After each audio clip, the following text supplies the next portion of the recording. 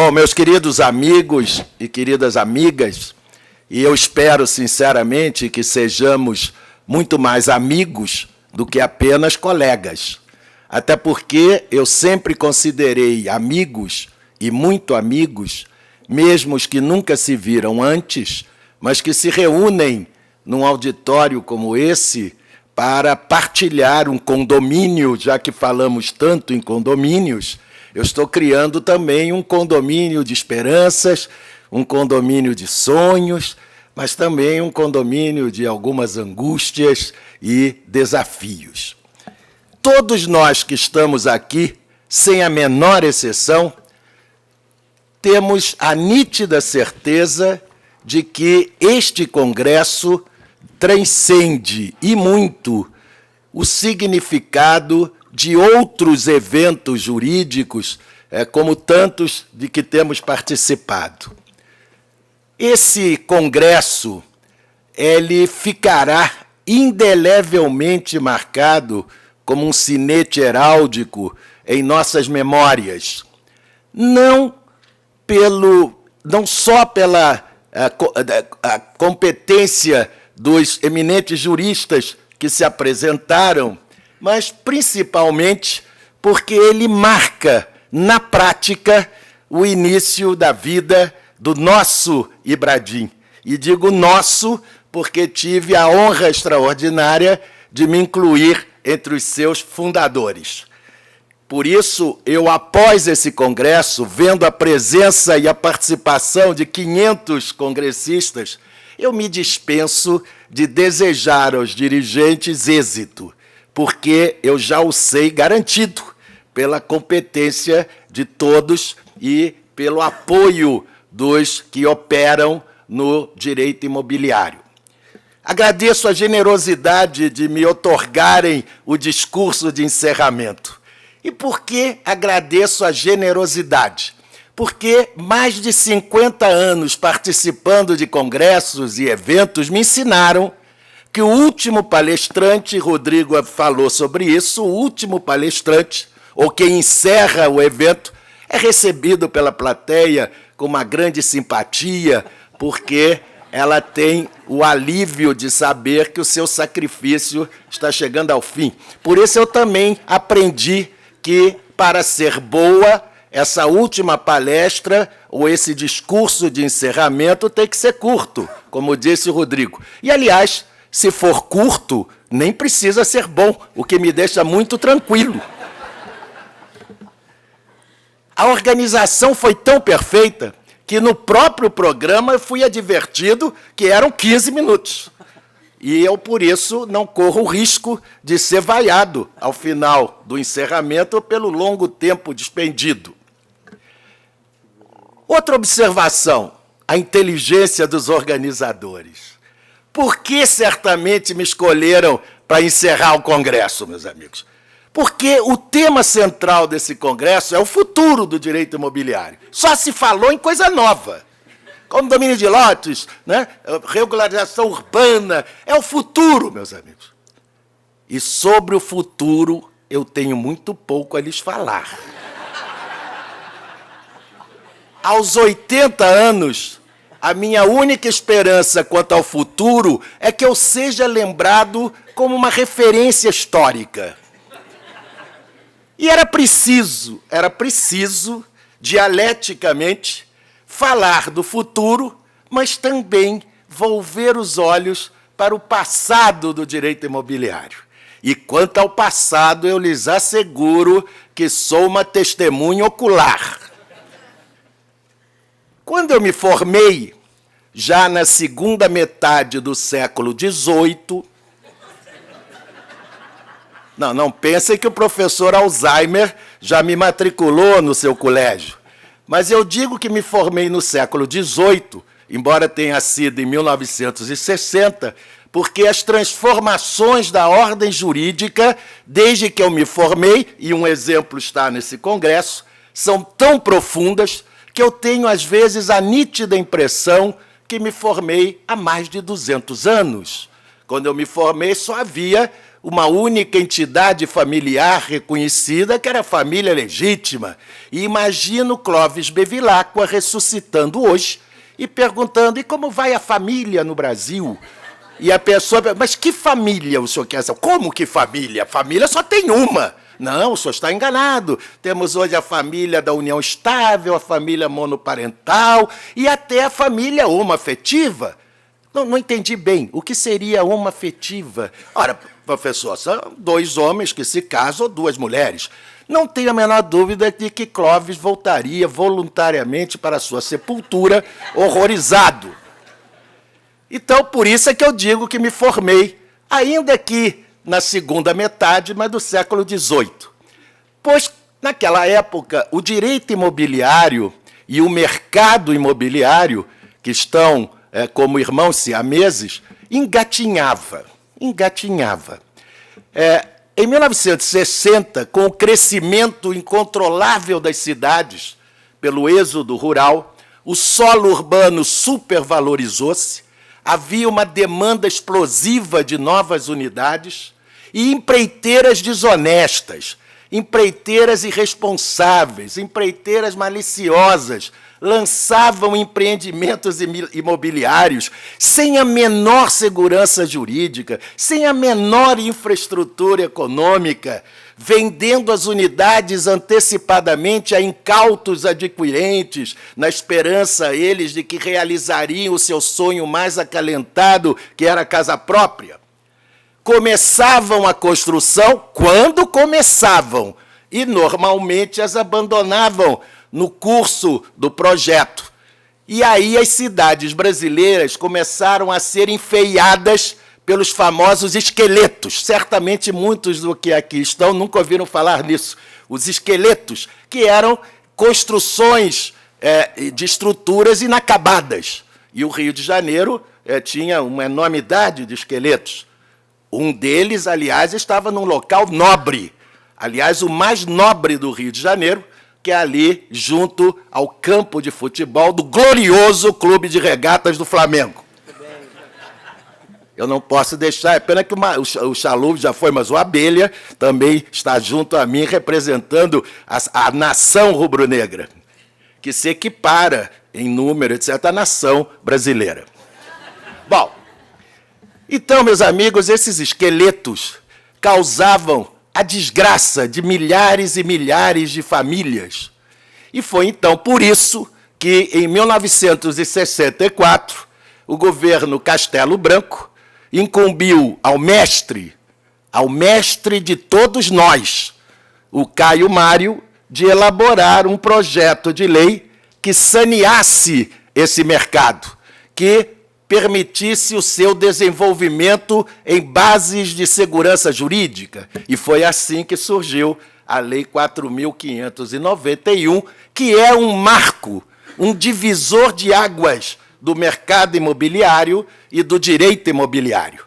Foi essa lei que criou, então, a incorporação imobiliária, inexistente no Código Civil de 1916, criou a figura do incorporador, que não era exatamente a mesma do empreiteiro do Código Civil, estabeleceu a responsabilidade civil e penal do incorporador e, principalmente, a obrigatoriedade de um memorial de incorporação que permitisse transmitir aos interessados na compra das unidades essa segurança jurídica. Esse memorial de incorporação tinha que ser registrado obrigatoriamente no registro de imóveis para autorizar o início da venda das unidades. Lembro-me que trabalhei, pouco depois que me formei, numa grande construtora do Rio de Janeiro e fiquei incumbido de organizar os memoriais de incorporação. Só de me lembrar causa arrepio, porque eram documentos, às vezes, dessa altura, porque inúmeros documentos tinham que ser anexados, inclusive o dramático memorial descritivo, que descrevia até a marca dos azulejos que deveriam ser empregados nos banheiros das unidades. Então, eu vivi esse momento, o momento da irresponsabilidade e o momento da do saneamento do mercado. E quantas crises eu vivi, meus amigos. E é importante falar do passado, porque, ao contrário do que muitos imaginam, é o passado que segue à nossa frente, não é o futuro que segue à nossa frente, é o passado, porque é do passado que nós tiramos as experiências e as forças para modelar o futuro. E eu vivi quantas crises no passado. A primeira experiência foi positiva da Lei 4.591. Depois veio a fase catastrófica, em que a inflação alcançou patamares apocalípticos, 50% ao mês. E isso quase liquidou o mercado. Ninguém conseguia suportar a elevação mensal das parcelas dos preços das unidades. Tememos muito nessa época pela sobrevivência do mercado e das incorporações. Mas aí veio o Plano Real, que recuperou a credibilidade financeira dos empreendimentos. Depois veio uma nova crise, a crise produzida pelo fenômeno deplorável da Incol, da falência da Incol, que também quase liquidou o mercado. Por quê? Porque tirou toda a credibilidade do sistema. De que adiantaria memorial de incorporação? Perguntavam os interessados. De que adianta tudo isso se nada disso impediu uma catástrofe, como foi a da Incol? E aí, meus amigos, de cada uma dessas crises, de cada uma desses desafios, o mercado se autorregulamentou e os advogados do direito imobiliário encontraram sempre soluções.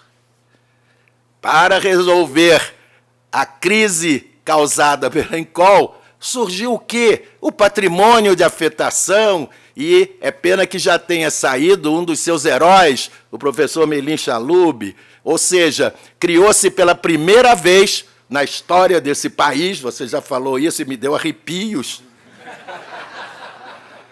Eu ouvi, meu Deus, será que ele voltou? Mas, pela primeira vez na história desse país, se estabeleceu que a receita advinda de um empreendimento imobiliário só poderia ser alocada a esse mesmo empreendimento, impedindo que a incorporadora fizesse uma caixa única para distribuir a receita de cada empreendimento nos demais que ela promovia. A alienação fiduciária, referida aqui de maneira tão perfeita pelo você, Rodrigo, né? Tão perfeita. Por quê? Por que o mercado imobiliário e o direito imobiliário criaram a alienação fiduciária de imóvel? Porque ela já havia antes, mas limitada aos móveis. É por causa da falência dos direitos clássicos reais de garantia, como a hipoteca, como foi ressaltado o que eu vivi, o que eu sangrei 5, 6, 7 anos para conseguir executar uma hipoteca. E quando conseguia milagrosamente levar o imóvel à praça, e eu imaginava que iria botar a mão no dinheiro, meus amigos, aparecia o Estado dizendo, não, espera aí, primeiro o meu. Depois aparecia a Previdência, primeiro o meu. Depois apareciam os empregados e assim por diante, as fazendas estaduais. E o pobre do cliente, que estava 8 anos esperando a realização do seu crédito, acabava nada recebendo. Então, a hipoteca faliu como garantia eficaz. Era preciso criar algo novo, que transmitisse aos credores, aos agentes financeiros, uma solução eficaz para recuperar o crédito concedido. E a alienação fiduciária, meus amigos, alavancou o mercado. Alavancou o mercado, porque o acesso ao crédito, absolutamente necessário, na maioria das hipóteses, para aquisição da casa própria, o acesso ao crédito ficou muito mais facilitado. Vivemos uma grande euforia há poucos anos atrás. Quem de nós não se lembra nostalgicamente do período em que o preço dos imóveis e dos aluguéis subia vertiginosamente. Comprava-se um imóvel na planta para revendê-lo ao final por 3 vezes mais. Era um investimento extraordinário. Mas, meus amigos, depois dessa euforia, vivemos hoje a profunda depressão da crise do mercado, em que o preço dos imóveis e dos aluguéis, os preços despencaram em abismos, em profundidades abissais. Mas estou vivendo esperançoso o início dessa recuperação. Os primeiros sinais alentadores já estão se fazendo sentir de que o mercado se reerguerá mais uma vez. Isso foi o passado. Isso eu vivi. Isso eu vi. Mas o que nós podemos tirar daí? Por que eu estou aqui lhes falando para encerrar esse congresso? Para provar que o país e o mercado imobiliário são muito mais fortes do que as próprias ameaças e os próprios desafios. Nós encontramos sempre a resposta. Nós encontramos sempre a solução. Até porque o mercado imobiliário não trabalha como matéria-prima só com tijolos e cimento. O mercado imobiliário trabalha fundamentalmente com sonhos. É o único mercado econômico em que o sonho é o seu grande agente provocador. O sonho da casa própria, que anima todos os brasileiros. Nós ainda continuamos com a propriedade como um fetiche, por isso também, porque o brasileiro só se sente seguro econômica e socialmente quando é proprietário de imóvel.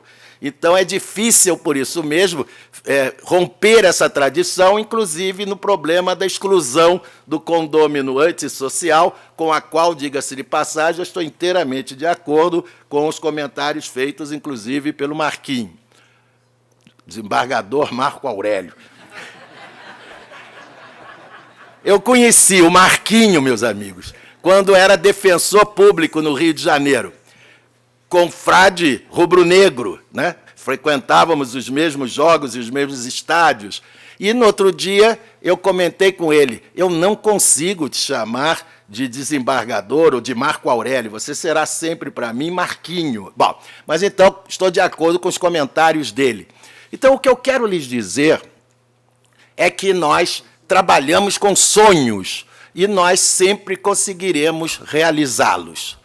Esse era o meu testemunho do mercado imobiliário e, consequentemente, dos que militam nele, inclusive como advogados especializados, e para lembrar a vocês que o Ibradim será, não tenho a menor dúvida, o Ibradim será o caldo de cultura ideal, onde germinarão esses novos tempos, esses novos modelos.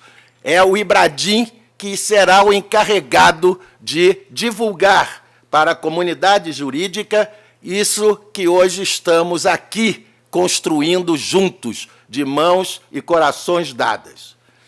E quero me despedir, meus amigos, dizendo o seguinte: todos vocês já devem ter visto filmes de Hollywood retratando batalhas medievais, ou visto quadros de famosos pintores também retratando batalhas medievais.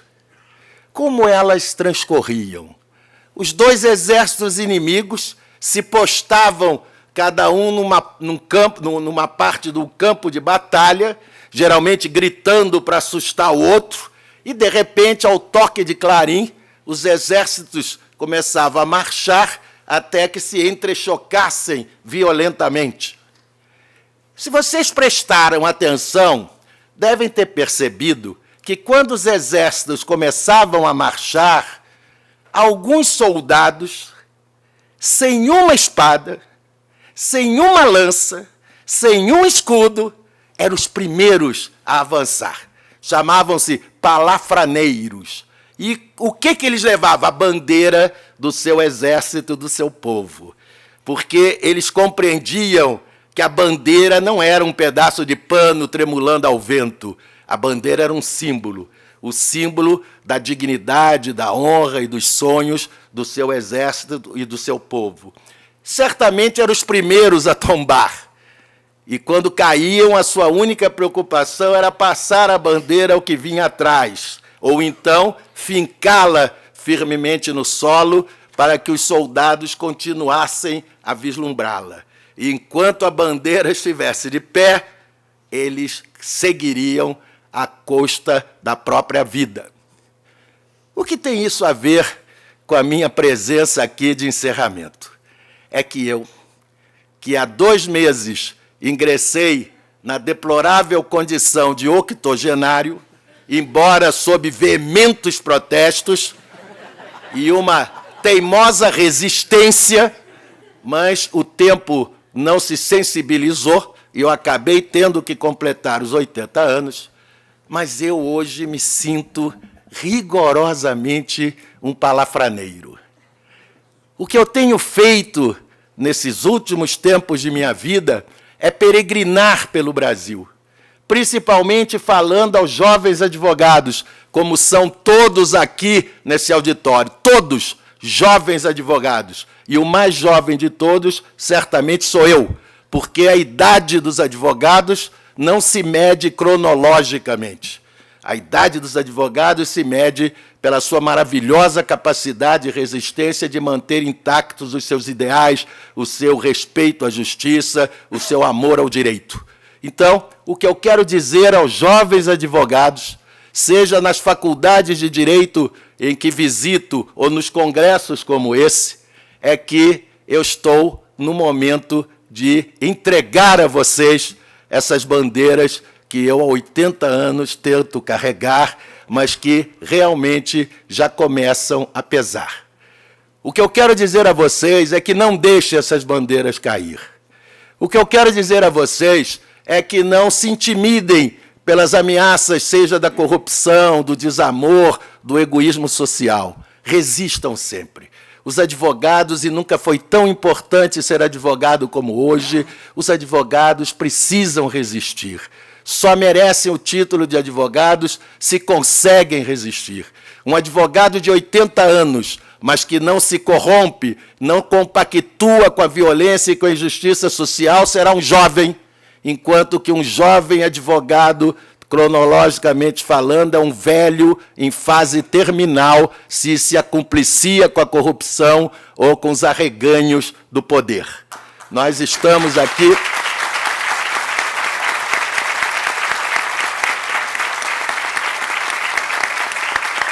Muito obrigado. Nós estamos aqui, ao lhes entregar essas bandeiras, eu quero lhes dizer que eu não quero chegar lá, ou lá, eu não sou tão otimista assim. Eu tenho meus pecados e acho que podem não ser perdoados. Mas quando eu chegar lá, ou lá, eu quero dizer que não fui um mero espectador do processo de mudança do Brasil. Eu quero dizer que fui um agente. E a única maneira que ainda me resta de ser um agente dessa mudança é essa, é falar aos jovens, é apelar para que cumpramos o nosso dever moral e social de lutar permanentemente pelo resgate ético da sociedade brasileira. E como se falou nisso hoje, como se falou na importância de mudar certos valores que nós tínhamos, o exemplo do condomínio que não permite que as empregadas domésticas subam pelo elevador social. Em suma, nós temos esse compromisso hoje e ele deve ser firmado a cada dia e principalmente em eventos como esse, que reúnem tantos advogados comprometidos com o cumprimento da função social da advocacia, que não é uma mera profissão, mas é, antes de tudo, um compromisso moral. De maneira, meus amigos, que eu agradeço mais uma vez o convite que me permitiu dirigir-me a vocês para falar do passado do direito imobiliário e para dizer que foi deste passado, um passado de lutas, um passado de desafios, um passado de afirmações. Foi desse passado do qual eu tenho orgulho de ter participado. Foi desse passado que nós construiremos, junto ao Ibradim, o futuro glorioso do direito imobiliário. Muito obrigado. Muito obrigado.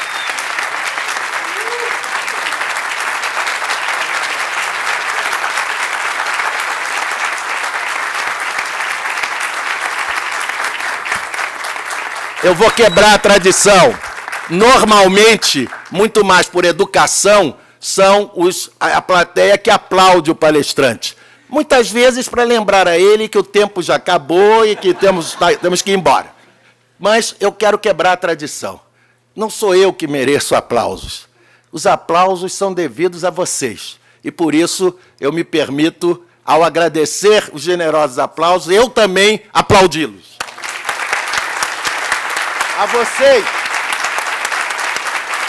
aos novos advogados do direito imobiliário, aos advogados da ética, aos advogados da democracia e da liberdade, e aos advogados da justiça social.